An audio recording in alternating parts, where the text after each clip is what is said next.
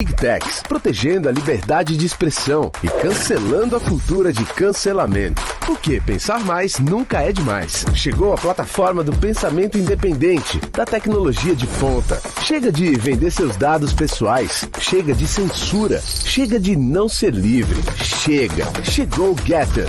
Chegou a hora de dizer o que você pensa do jeito que você quer. Baixe o app.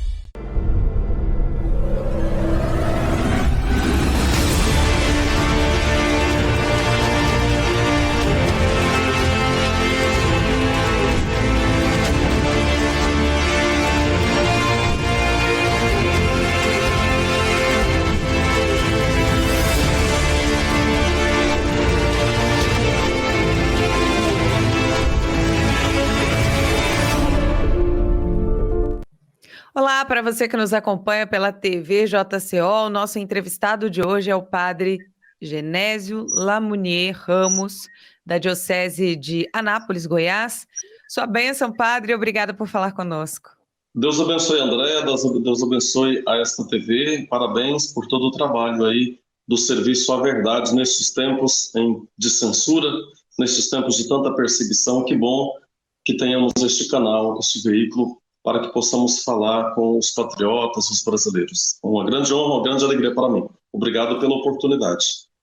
Satisfação toda nossa. Padre, não só no Brasil, mas outras partes do mundo também enfrenta grande crise de valores, de fé. E claro, há quem diga que isso é uma batalha espiritual. Queria saber se o senhor concorda em relação a esta afirmação. Perfeitamente. Nós estamos nas vésperas do Natal do Senhor. O venerável Fulton Sheen, praticamente quase já declarado santo, dizia que entre os fundadores da religião, nenhum é igual a Nosso Senhor. Primeiro porque ele foi pré-anunciado. Nenhum outro líder, nenhum outro fundador de religião foi. Nem Maomé, nem Confúcio, nem Buda, ninguém. Só ele chegou com as credenciais. Outra diferença, só ele divide a história entre o antes e o após. Inclusive os ateus têm de grafar isso. Outra coisa, outra diferença, ele não é simplesmente um na série de heróis, mas se ele é quem diz ser a verdade, então realmente ele é o Filho de Deus. Outra grande, enorme diferença, somente ele nasceu para morrer, para nos dar a vida. Todos os outros nasceram para viver. A sombra da cruz já atingiu a manjedoura. E eu cheguei ao ponto que eu queria. Somente ele é amado, extremamente amado, em quaisquer pontos da terra. E somente ele é odiado. Ele disse, o mundo me odeia e o mundo vos odiará também por causa de mim. Nenhum líder, depois da morte, é tão odiado. Mas por quê? Porque o nosso Senhor é uma barreira para a consciência não escolher o mal. Ele é o incômodo. Por isso ele é tão desprezado. E esta guerra entre o bem e o mal é justamente a de escolha de adesão a ele ou não. E talvez eu teria a ocasião de desenvolver mais o tema, mas o Ministério Público de São Paulo já está aí se movendo para proibir a oração do Pai Nosso nas escolas. Esta cruz que os senhores veem aqui atrás de mim, ela quer ser retirada, querem retirá-la das repartições públicas. Presépios já não são mais feitos. A premier italiana, a Meloni, ela está incentivando a que façam presépio justamente para que nós não tiremos Deus do Estado. Quando diz assim, o Estado é laico, o que querem não é parar aí. Eles querem simplesmente invadir a igreja. Os senhores se lembram quando eles falaram fechar as igrejas. É interferência exagerada. É um desrespeito à liberdade individual, à liberdade de culto. É a intromissão na educação que os pais dão aos filhos. Tudo isso aí é uma luta do bem contra o mal. Tudo isso aí é querer tirar Deus, é querer tirar como que as colunas da nossa vida social. É um desrespeito às instituições, à igreja, à família, ao Estado de Direito, realmente, da verdadeira democracia. Sim. Bem, e tudo tem uma consequência, né? Toda ação tem uma reação, tem uma consequência. Diante disso que o senhor falou, o senhor consegue traçar um paralelo entre a queda da civilização ocidental e o afastamento deste povo de Deus? Sem dúvida nenhuma, André. A nossa civilização ocidental, ela, quando deixou Deus sair do centro, quando colocou o homem no centro, nós perdemos a nossa base. O Olavo de Carvalho, que é um grande cientista político, filósofo, ele fala da paralaxe cognitiva, já no final da Idade Média. O ser humano é como que se deixasse o eixo da realidade, da verdade, para cair num idealismo. Um idealismo que, na verdade, era uma contradição com a realidade. Simplesmente como se nós padecêssemos no campo do saber, da cultura, de uma esquizofrenia. E de lá para cá nunca nos recuperamos. E todas as revoluções, elas têm no fundo esta base de virar as costas para Deus, virar as costas para o sagrado. E quando se faz isso, coloca-se no lugar o homem, e o homem não pode ser adorado como Deus. Depois, como o homem sem Deus, ele é egoísta, nós tivemos aí as grandes ditaduras. O nazismo foi uma das piores do ponto de vista do número de vítimas, do ponto de vista da tristeza que causou, não só para os judeus, mas uma chaga realmente no século passado. Horrível. Tudo isso aí veio de uma negação de Deus, tudo aí veio de uma negação do homem, tudo isso aí causou como consequência esses fragmentos com os quais nós convivemos. Não sei se fui claro na resposta que você me fez. Não, sim, claro, com certeza. Uhum. Não, padre, o senhor falou sobre a questão do Pai Nosso, né? Sobre o Ministério Público Exato. querer proibir o Pai Nosso em escolas. Existe também um projeto na Câmara para restringir o uso da palavra Bíblia. A gente já tem história de que na China eles mudaram um dos textos bíblicos, né? Aquele texto em que Jesus salva a mulher de ser apedrejada, lá eles colocaram como se o próprio Jesus tivesse apedrejado a mulher, né? Lá é outra história. Enfim, já botaram Jesus como gay, escola de samba, já mostrou Jesus levando surra do diabo. O que significa tudo isso, padre? Eu acabei de falar, Andréia, que uma das características do Nosso Senhor é que ele disse: o mundo vai me odiar, e o mundo vos odiará por causa do meu nome. É uma revolta do homem contra Deus. Nestas manifestações agora, nós vemos centenas e centenas, e pensando no Brasil e no mundo, milhares de pessoas buscando a confissão. Elas estão ali para falar de política, elas estão ali para combater o mal. E no mal, o mal se combate no campo de batalha da alma. E é dali, justamente quando a pessoa ela é livre ou não é livre. Nós assistimos a tudo isso que a esquerda tem feito. Abusar do nome de Deus, do nome santo de Deus, abusar do crucifixo, abusar da imagem de Nossa Senhora, abusar da palavra de Deus. Eu recordo aqui um fato acontecido recentemente, ano passado, na Venezuela.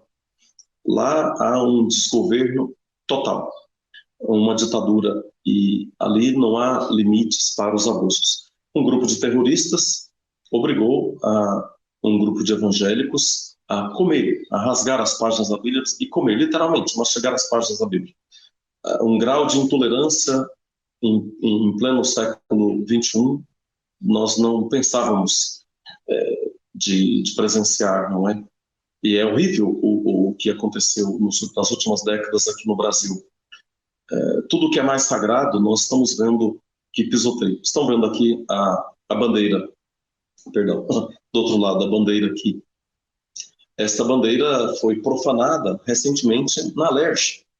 Então, uma casa de leis, num ambiente oficial, com o patrocínio, então, daqueles que foram eleitos representantes do povo, modificaram as cores da bandeira, colocaram palavras ali na bandeira que não posso, como sacerdote aqui nesta rede de TV, nem repetir, as senhores já sabem. Então, a que ponto nós chegamos? Não? A que ponto nós chegamos? Tudo que é mais sagrado. Agora, o que há de mais sagrado para Deus, quem melhor espelha Deus aqui na Terra é a alma humana. E das almas humanas, as almas dos santos. O demônio não pode destruir Deus. Por isso ele quer destruir o homem.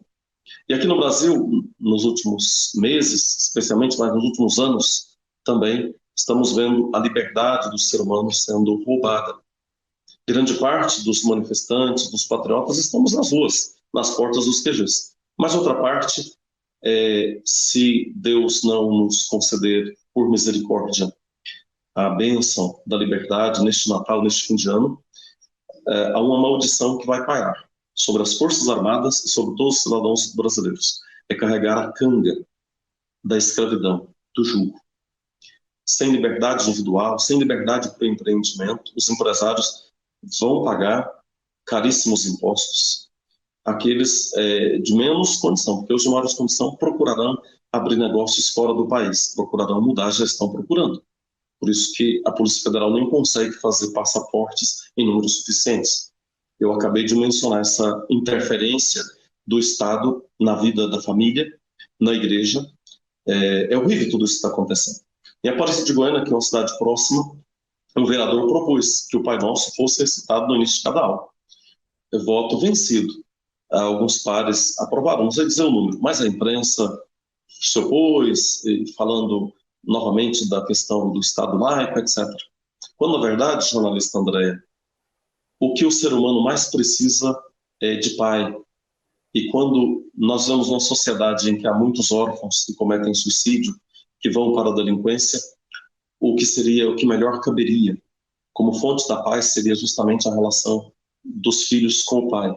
A oração do Pai Nosso é tão linda, é tão completa, saiu dos lábios de nosso Deus, do seu coração, manso e humilde. E quando nós claramente nos opomos a isso, em nome de um Estado laico, estamos sendo realmente maus, estamos sendo covardes, estamos sendo ignorantes da Constituição. Porque a nossa Carta Magna começa, debaixo da proteção de Deus, promulgamos. As nossas casas de leis começam os trabalhos sempre dizendo, começamos os trabalhos debaixo da proteção de Deus. As cédulas nossas trazem a frase, Deus seja louvado. O nosso calendário civil, não religioso, traz datas como Sexta-feira da Paixão, Nossa Senhora da Conceição Aparecida, o Natal, datas religiosas dos evangélicos também. E como é que nós depois gostamos de repetir isso de o Estado laico? O Estado é laico, mas não é ateu. O Estado é constituído por brasileiros que pagam impostos, que votam, que são cristãos. A nossa origem aqui, o Brasil, teve como início uma missa. O Brasil é chamado de Terra da Santa Cruz. Temos o Cruzeiro do Sul grafado na nossa bandeira e no nosso céu, por Deus, a assinatura de Deus. Como é que nós podemos negar nossas origens? Olha o que está acontecendo com a Europa. A Europa está perdendo a sua essência. Por quê? Porque já abandonou as suas raízes cristãs. Sim. E eles mesmos fazem uma grande confusão entre laicidade e laicismo, né? Porque a laicidade do Estado é justamente o direito das pessoas de manifestarem a sua fé publicamente. Mas, enfim. André, essas palavras, sim, essas palavras aí são modificadas de propósito. O marxismo que temos hoje aqui no Brasil é o gramsciano, é de propósito. Então, quando usam a palavra democracia, quando usam a palavra Estado laico, quando usam a palavra Estado de Direito, tudo isso aí, quando se trata da esquerda, significa que eles praticam tudo isso. Quando se trata dos conservadores, eles distorcem. Por exemplo, a palavra golpe. A esquerda pode muito bem falar de golpe, quem entende o que é golpe. O nosso processo, aqui pode falar tudo, ou a censura para essa TV, ou pode falar? A gente tem algumas restrições. Então, a esquerda pode muito bem falar de golpe, pode muito bem falar de golpe, porque entende bem o que é golpe. Só que nós, manifestantes, somos contra golpistas, essa é a verdade. Mas então, as palavras para eles não significam nada. Exato. A relação entre significado e signo significante, para eles é totalmente arbitrária. Mas, por favor, pergunte. Desculpa se eu falo... Não, imagina. Assim, não, ótimo. Aliás, gostaria de saber do senhor o seguinte, geralmente a gente vê padre falando de política e são os padres da teologia da libertação, né? Ligados ali ao pessoal da esquerda. Por que o senhor decidiu abordar o tema política? Eu sou um ex-petista, um ex-burro, um ex-mané. Eu fui curado dessa doença, da desgraça do petismo. Eu fui da teologia da libertação. Ainda bem que quando eu votava no Lula, eu não ganhava. E, claro, como cidadão brasileiro e como padre, como cristão, como católico, eu sou soldado de Cristo. As pessoas falam, tal padre é polêmico. Vem do grego polemos, guerra. Nós, pelo batismo, pela crisma, somos soldados de Cristo, mais ainda pela crisma. E como não falar de política? É atribuída ao Papa Pio XII a frase: a política é uma forma eminente de caridade. E aqueles que querem se passar como isentões ou pessoas em nome de uma falsa paz de milenismo, eles são os piores políticos. Por que o nosso país chegou ao ponto que chegou nas últimas 4 décadas? Justamente porque grande parte da população brasileira optou pela péssima política. Aquela de não informados, de não formados, de imbecilizados, aquela de entreguismo, sabe? Aquela de entreguismo. Eu tenho repetido claramente agora. Imagina se o bandido chega na sua casa e fala: nós vamos roubar, estuprar todo mundo, matar todo mundo. Uma parte diz assim: nós fomos roubados, estuprados, 14 anos aí por essa esquerda, nós gostamos, queremos mais. Assim falam os que votam à esquerda. Uma parte fala: não tem mais o que fazer. Já viu como o brasileiro é sentimental? Uma grande parte melancólica. Não luta, não dá o sangue até o fim, meu Deus do céu. Nós temos que reagir, temos que ser um pouco mais coléricos, e os melancólicos confiar mais na cruz do nosso Senhor,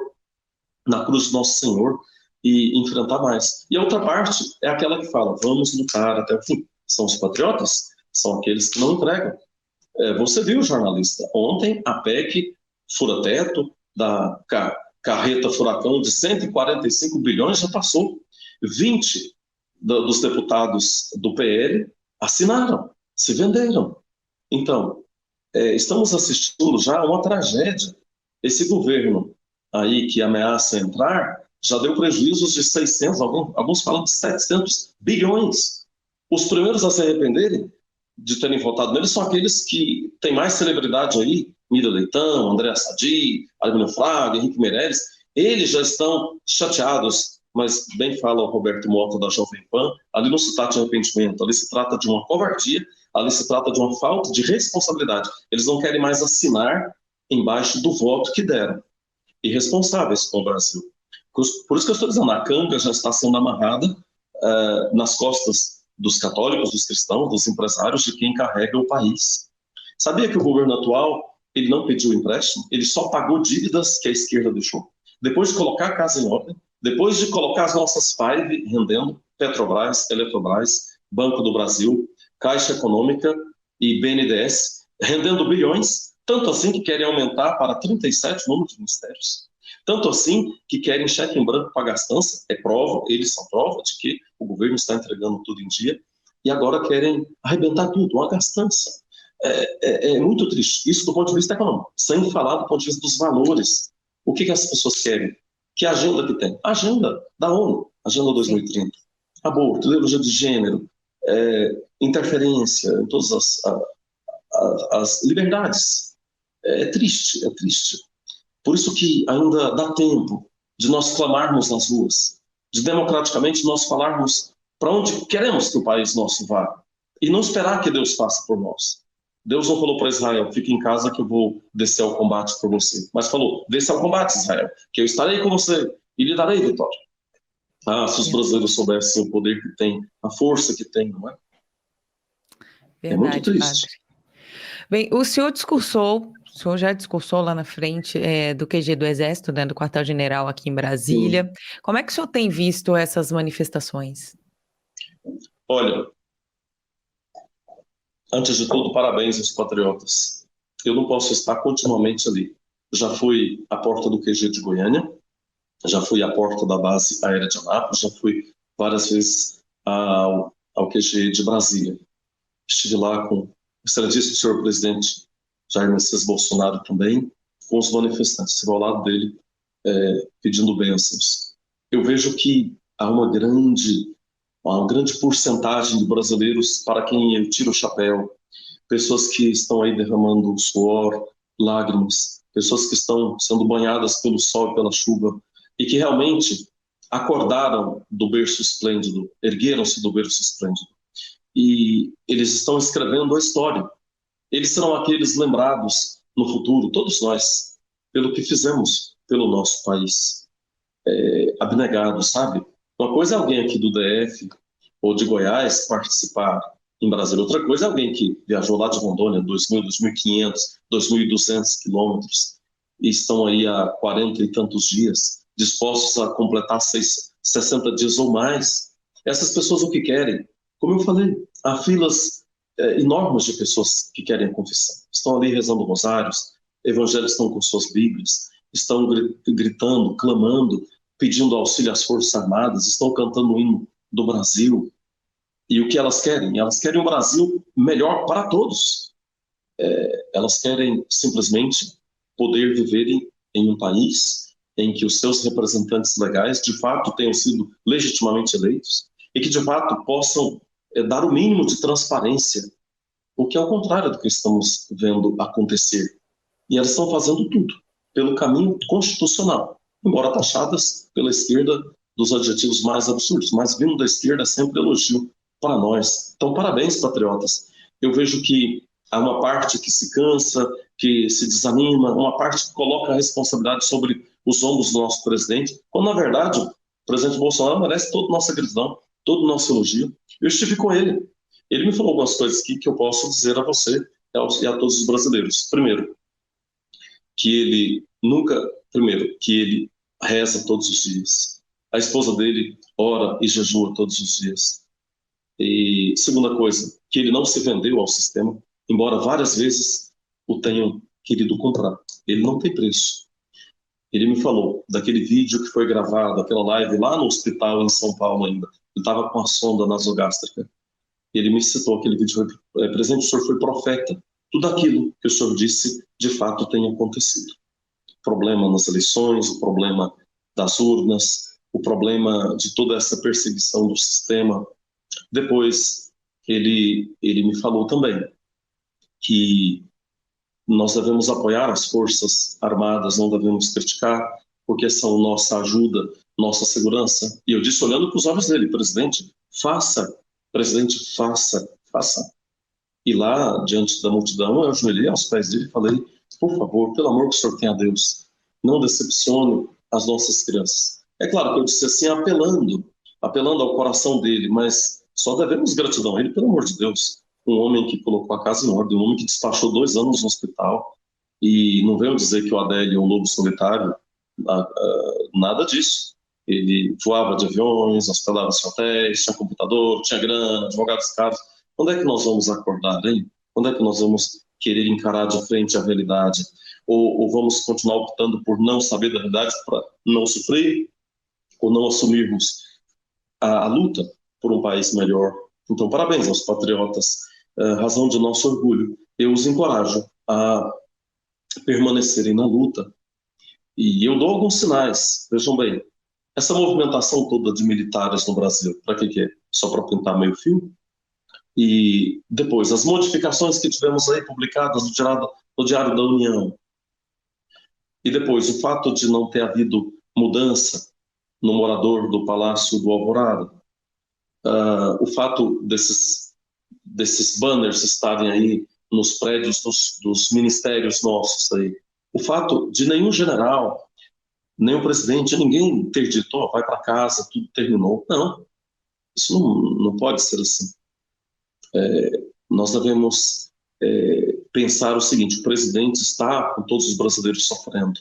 Nós estamos juntos.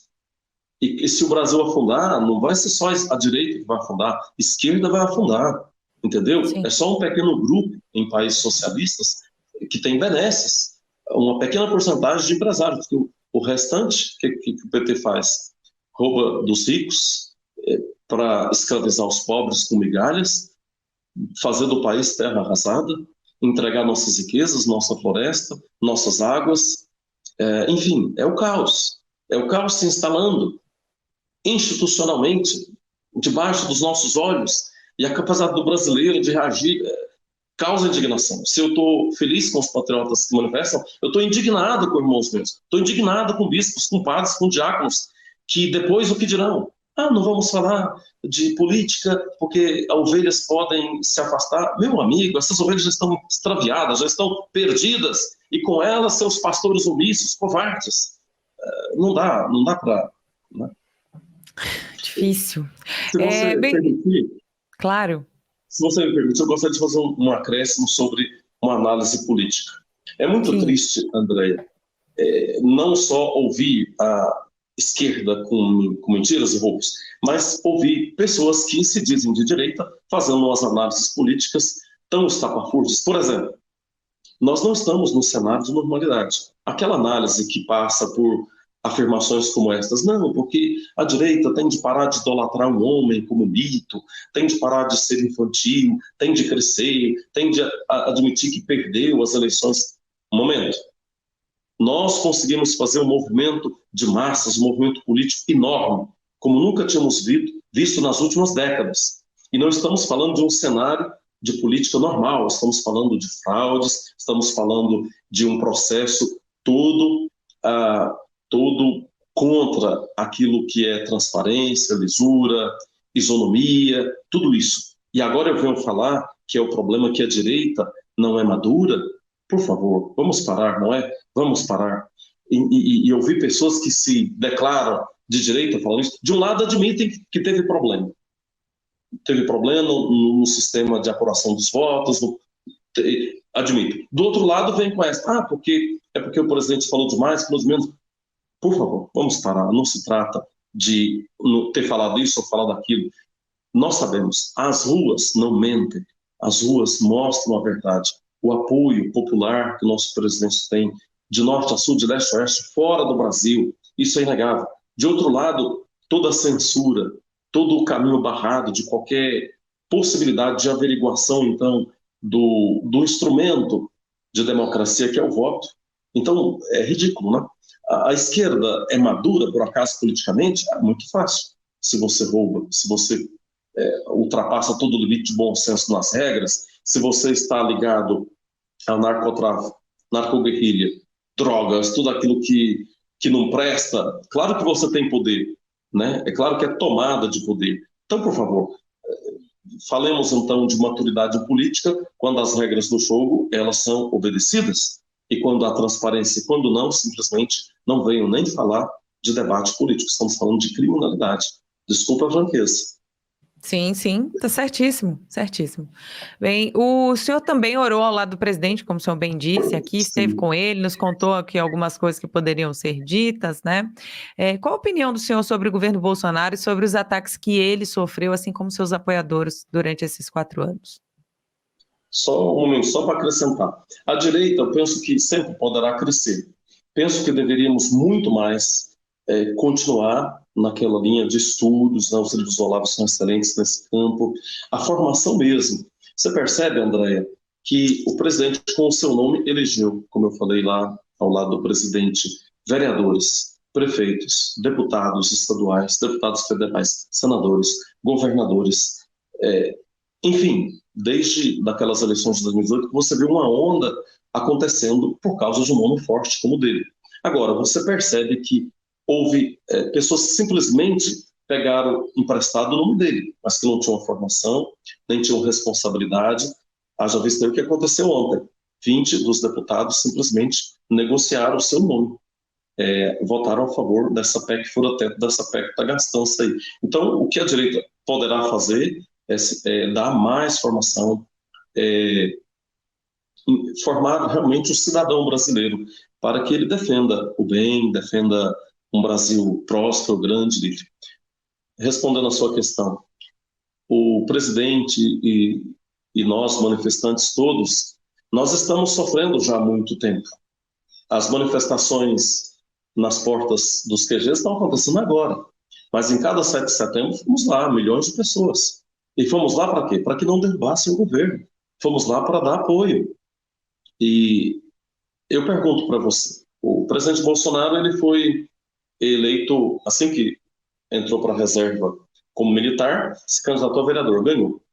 É aquele vereador único que não aceitou o Opala Zero para levá-lo da casa para o prédio da Câmara. Disse, no meu caso, está descansado, porque eu vou de moto, não há necessidade. Ou seja, a essência do nosso presidente vem daquela época, vem do seu berço de família católica.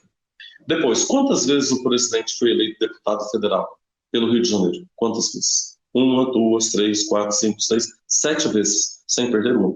E por que não foi eleito a 8ª? Porque ele se candidatou à presidência da República Federativa do Brasil e ganhou numa eleição estrondosa, causando uma modificação na direção da transparência, da honestidade, da quebra desse sistema corrupto, podre. Uma maravilha. Então, estamos jogando fora a bênção que Deus nos deu. Bolsonaro é um dom de Deus. Não estou falando que ele não tenha limites, que não seja passivo de crítica. E nós mesmos e os que são próximos aliados dele o criticam, conversam com ele. Mas é inegável o que o homem tem feito e faz pela pátria, sua família, o tanto que é bombardeada. Enfim, quanto devemos a ele, não é? No período da redemocratização, nunca tivemos uma primeira-dama tão com os própria, tão atuante. Veja o trabalho dela. Ergueu a bandeira aqui e fora do país. Ela se propôs há quase 4 anos e cumpriu à risca o que ela se propôs, a estar próxima e ajudar aqueles que são surdos, cegos, aqueles que têm alguma deficiência, aqueles que têm enfermidades raras. Viabilizou, incentivou decretos, projetos, leis para favorecer economicamente com indenizações aqueles que têm microcefalia, aqueles que têm uma enfermidade muito rara. E para essa enfermidade o tratamento ele é um remédio de altíssimo custo. E sem falar da grande bênção na área social que essa grande mulher fez. É grande porque está sempre de joelhos orando, ao lado do seu esposo, sendo luz para ele, sendo conselheira dele. O que o brasileiro quer? O que o brasileiro quer? Eu estou dizendo que os primeiros arrependidos são aqueles que votaram Lula, porque sabem do estrago que estão fazendo com o país, não é? E nós devemos muito ao presidente Bolsonaro, devemos demais. Quem ousar falar mal de um homem que nos salvou na pandemia, estamos aí, 115 milhões de habitantes. Aqueles que não foram vacinados antes da invenção da vacina e morreram, não devem ir para a conta dele, morreram. Aqueles que tomaram a vacina e não se curaram, ele deu liberdade para que tomasse, ele alegou para os efeitos colaterais, mas quiseram tomar. Ele vacinou, os brasileiros já começaram a vacinar em janeiro de 2021, dias depois do que os primeiros vacinados. Os primeiros a vacinar foram Inglaterra, Estados Unidos, Chile, em dezembro de 2020. Ele vacinou já em janeiro de 2021. Quem quis vacinar, vacinou. E proporcionalmente, Andréa, morreu menos gente no Brasil do que na Inglaterra, do que no Chile, nos Estados Unidos. Sim. E a economia não quebrou. Então, por favor, lavar a boca para falar do presidente. Imagina, eu repito, a agressão à pessoa dele que a esquerda fez, quiseram um homem morto para não vê-lo disputar as eleições, é uma vergonha, entendeu? Sim. Nós devemos pedir perdão de joelhos a Deus e pelo desrespeito causado ao presidente Bolsonaro e à sua família. Correto. Bem, eu gostaria de saber se o senhor já sofreu algum tipo de ameaça ou censura por conta dos seus posicionamentos. Olha, se você acessar meu nome na internet, tem sempre esses burros aí da esquerda falando coisas. Vindo deles, para mim, é louvor. Não sei se você conhece um pouco da minha história recente. Nas últimas eleições municipais, eu levei 4 processos apenas do PT. Perdi na primeira instância, na segunda instância, primeira instância Anápolis, segunda instância Goiânia, perdi no Tribunal, no Superior Tribunal Eleitoral de Justiça e ganhei na última instância no Tribunal Superior Eleitoral. Eu, por manifestar contra o PT, fui processado pelo candidato a prefeito de Anápolis. O Anapolino se comportava assim, maioria católica, maioria de cristãos, católicos e evangélicos, e votava no candidato. Não, ele é um petista light, sabe, a estrelinha dele não está à frente, o vermelhinho não, e todo mundo votava. E eu mostrei claramente que não era o caminho para nós. E por isso foi processado. Ele que já ia ganhar no primeiro turno, ele perdeu no segundo turno. Despencou já no primeiro turno nas pesquisas e perdeu no segundo. A população me abraçou, quis até fazer vaquinha para pagar a multa, eu troquei cada centavo que quisiam me dar. A começar dos pastores que queriam me ajudar, o senhor fala o que tiver que falar que nós ajudamos. Eu troquei cada centavo por votos contra o PT. Tiramos o PT de Anápolis, graças a Deus. Então ganhou para prefeito. E agora eu cheguei a engrossar agora o couro, a somar forças aí com os manifestantes pelo meu país. Falei claramente na igreja, falei claramente para os católicos que há decretos do Papa Pio XII que continuam em vigor a respeito da excomunhão de quem participa de movimento comunista, de quem apoia. E o Código de Direito Canônico ele não fala daqueles decretos, mas subentende, porque apostatar da fé, trair a fé, também gera excomunhão. E o grande Papa João XXIII, amado por muitos bispos e padres, que até apoiam a esquerda, João XXIII confirmou e completou os decretos do Papa Pio XII. Então, de retaliações, eu tenho esse pessoal que fala, o de igreja, quando vem, eu acho até bom que venha falar, porque aí eu falo, vamos curar um pouco da sua burrice, ó, eu vou para cima. E gosto demais que venha, porque é a ocasião de poder falar, sabe? Outro dia atendendo uma pessoa, e a pessoa, eu falei, mas você votou no PT 2 vezes, você está arrependido disso? Não, não estou. Então não posso fazer nada, você está fora da comunhão. E fui educado com ela, ela foi comigo, mas sabe que aquela pessoa ter cerume nos ouvidos, ter um tapão nos olhos? Eu falei, você não se dá conta, eu falei para ela, você não se dá conta do mal. Eu fui petista, fui burro, fui doutrinado, eu fui curado disso, estou tentando alertar você. É difícil, sabe?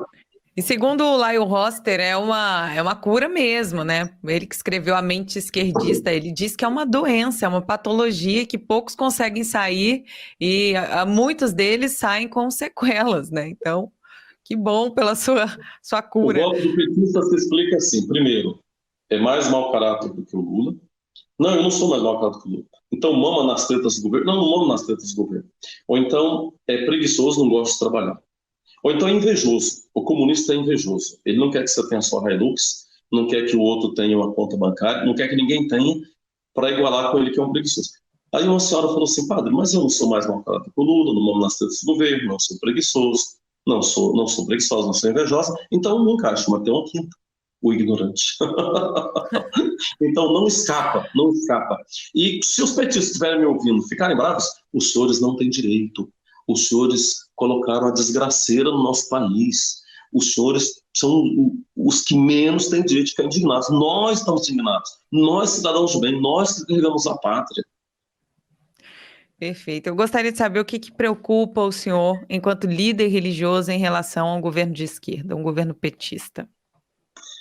A preocupação, as pessoas falam, padre, o senhor não tem cadeia, já prenderam o índio, já prenderam o pastor, já perseguiram políticos. Olha, a mínima preocupação com cadeia, a mínima preocupação com a minha vida. Peço a Deus, Nossa Senhora, que me protejam, não faço nada para que não aconteça isso, como retaliação ao meu posicionamento. A preocupação minha é com o país. Olha o que está acontecendo. Quem é que está sendo colocado para ministro aí da Fazenda? O Haddad. O Haddad diz que não sabe nada de economia, que colava, que fez aí poucos meses, colava. Então, é isso aí que está pegando toda a riqueza do Brasil para administrar. É claro que quem vai mandar mesmo é o Lula diretamente. Você pega o BNDES, o Mercadante, ele nem pode fazer isso, porque ele teria que fazer uma quarentena pela lei. Mas o Congresso, vendido como está aí, aliás, Andréia, pelo amor de Deus, o nosso Congresso há poucos dias estava ajoelhado para o Supremo Tribunal Federal, agora está prostrado para o Congresso. Já não existe mais outro poder a não ser a Suprema Corte e os ministros que agem de maneira monocrática, não é?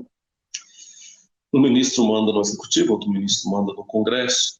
Então, depois você pega o Flávio Dino, olha o prelúdio, olha já o prefácio do que pode acontecer, já quer perseguir os manifestantes. E os problemas que ele deixou lá no estado que ele governava. O Rui Costa, como ministro da Casa Civil, e as compras lá dos respiradores que ele não explicou.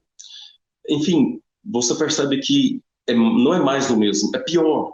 Os analistas, aqueles de esquerda que o dizem, já não será a versão Lula 1, será pior do que a segunda versão da presidenta Dilma. Então, do ponto de vista econômico, tragédia. Do ponto de vista político, caos. Do ponto de vista dos valores, o inferno. Um cenário... Padre, mas o senhor é padre, o senhor tem que ter esperança, que as pessoas torcer para o governo. Não tem como esperar frutos bons de um espinheiro. Se fosse um governo desconhecido, não. E já estão de maneira descarada, cínica mesmo, estão fazendo, já não querem. O que eles têm a perder? Eles têm todo o poder.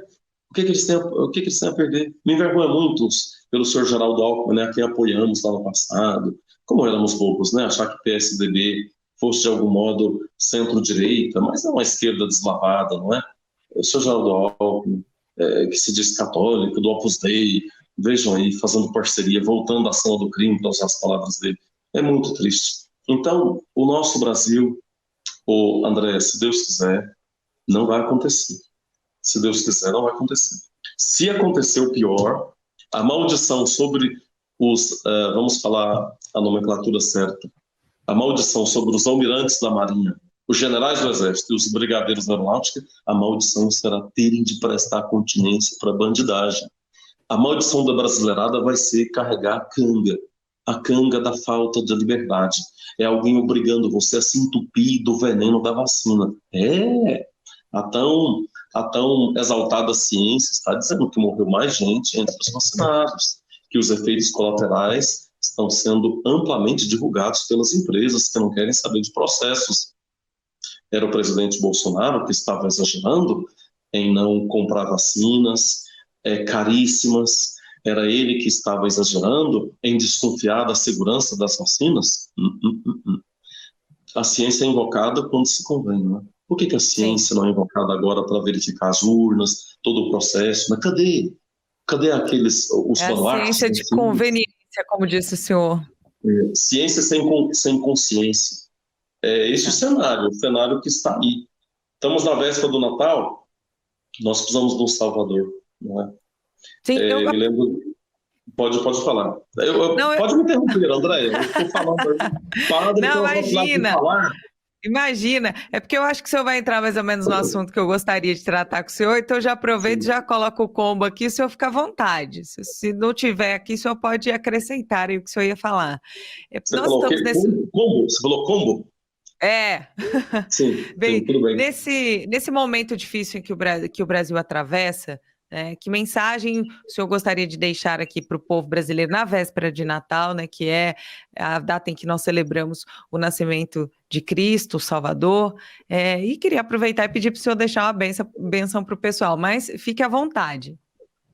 Tá bem. Eu cito duas obras aí da ficção, mas que trazem mensagem para nós. No filme Superman, Superman, que tem uma audição aguçadíssima, em um dos filmes ele se ausenta do planeta Terra, ele socorre sempre o cidadão de bem contra os criminosos, ajuda as forças de segurança, ele se ausenta. Quando ele volta, a jornalista já tinha publicado uma matéria: o mundo não precisa de um salvador. E ela, abordando pessoalmente, disse: realmente o mundo não precisa. Mas ele fala assim: você diz isso, mas dia e noite meus ouvidos escutam clamando por um salvador. Superman não existe, é uma obra de ficção, mas a mensagem que eu quero tirar daí é: o mundo pode até virar as costas para o Salvador e dizer que não precisa dele, mas dia e noite as pessoas estão clamando por ele. Estamos clamando por um Salvador aqui no Brasil, estamos clamando. As pessoas falam: mas o Salvador é o Jair Messias Bolsonaro. O nome dele, Messias, veio porque aconteceu um milagre. Ele corria risco de vida na primeira infância e a mãe dele fez um voto: se ele se recuperasse, se salvasse, ele receberia o nome de Messias. Ele é um instrumento de Deus, ele sabe disso. Quando as pessoas o chamam mito, na verdade é uma maneira carinhosa de falar que ele consegue desvencilhar-se, ele tem essa liderança, etc., mas ele sempre aponta o dedo para o alto, sempre aponta para Deus. Nós confiamos em Deus, no presidente, nas Forças Armadas e nos brasileiros. Os brasileiros deveríamos ter ido para as ruas em massa. A segunda obra que eu cito, um filme que eu vi inúmeras vezes, eu recomendo, O Resgate do Soldado Ryan. É aquele soldado que é irmão de outros que foram para a guerra. A mãezinha perdeu os outros e só restava vivo esse soldado. E um dos generais do alto comando americano, preocupado, informado disso, ele mandou resgatar aquele soldado do campo de batalha para que aquela mãe não tivesse uma tristeza total. E a missão do resgate do soldado é o enredo do filme. Acontecem tantas coisas interessantes, eles cumprem as ordens, que não vê muito sentido nisso, que muitos militares, praças, oficiais colocam a vida em risco para salvar a vida de um homem. E quando chegam diante do Ryan agradece, mas fala: poxa, se meus irmãos morrerem em campo de batalha, meus irmãos quero morrer aqui com os meus irmãos que restam. E ele não queria. e ele embirra, então vamos terminar a batalha e a gente volta para casa. E todos ficam. E no final, para terminar, o filme mostra o Ryan indo, idoso já, com a família, esposa, filhos, noras, netos, ao túmulo do capitão que ajudou no seu resgate. Ele presta continência, e a continência, os militares sabem, vem do tempo em que os militares usavam o elmo, né, o capacete. Então, para se identificarem, eles erguiam aquela viseira do elmo para dizer que a mão estava ocupada, não estava com a espada, a outra estava com a rede, e para se mostrar, então, que era um encontro de paz. E passou a ser a saudação do inferior ao militar de patente superior. Então, ele prestou continência diante da sepultura do capitão que tinha chefiado o seu resgate. E se lembrou de uma cena no calor da batalha, quando ele era resgatado, quando estava lá. E vendo o capitão morrer, o capitão olhou para ele e falou assim: Ryan, mereça, faça por merecer, viva por merecer. Eu imagino, toda vez eu olho o lado da cruz, eu imagino nosso Senhor fechando os olhos e dizendo para nós: mereça, faça por merecer. Brasileiros, eu me emociono em falar isso, né? Eu me emociono. Aqui nós temos a nossa querida bandeira. Carregamos, levantamos alto essa bandeira. Levantamos alto essa bandeira. Nunca ela foi tão amada, nunca foi tão querida. Nunca ela foi tanto a nossa veste, debaixo do sol, debaixo da chuva. Nunca fizemos assim tanto nas últimas décadas pelo nosso país. Continuamos acreditando, continuamos tendo a esperança, o verde, continuamos esperando essa luz, o amarelo, continuamos olhando para o céu, o azul, continuamos olhando para a cruz, o cruzeiro. Pedimos a nosso Salvador que nos salve, que nos liberte, porque nossas forças se esgotam. Já sabemos o que vai ser. E não venham dizer que daqui a 4 anos teremos eleições. Essa organização criminosa não vai deixar mais o país. O Olavo de Carvalho tinha razão. Devíamos ter atacado a espinha dorsal do sistema. O Foro de São Paulo falou claramente: a ligação com a narco-guerrilha, com o tráfico. O mérito que o Lula tem é de ter ressuscitado o comunismo aqui no país e nos países vizinhos. Terra arrasada é o que deixam para trás. Eu trabalho aqui do lado de um padre alemão. A Alemanha perdeu metade do seu território para o comunismo. Quando o muro caiu, quando derrubaram o muro, a metade da Alemanha que o comunismo devolveu era terra arrasada. O muro estava lá não para que os ocidentais invadissem a Alemanha Oriental, mas para impedir a fuga daqueles que estavam massacrados pelo comunismo. Hoje, imbecis, pessoas conscientes, mas que querem nos imbecilizar, falam que não tem mais comunismo. Tem mais forte do que nunca. Ele é um comunismo híbrido, não é só com armas, ele é com a cultura. É triste quando nós vemos até alguns de direita falando: vamos ter simplesmente governos técnicos, vamos colocar pessoas técnicas, não vamos entrar nessa questão de guerra cultural. De que adianta? O Nicolás Maduro tem técnicos lá eficientes para ajudá-lo. De que adianta? Estão a serviço do comunismo. Então a mensagem, Andréia, é uma mensagem de esperança, é uma mensagem de pedido de ajuda a nosso Senhor. Que Ele nos dê a bênção do Natal, a bênção neste Natal de um presente, o presente da liberdade. Que nos dê uma bênção de fim de ano, o presente aí da nossa liberdade. Nós precisamos assumir de modo consciente o nosso país.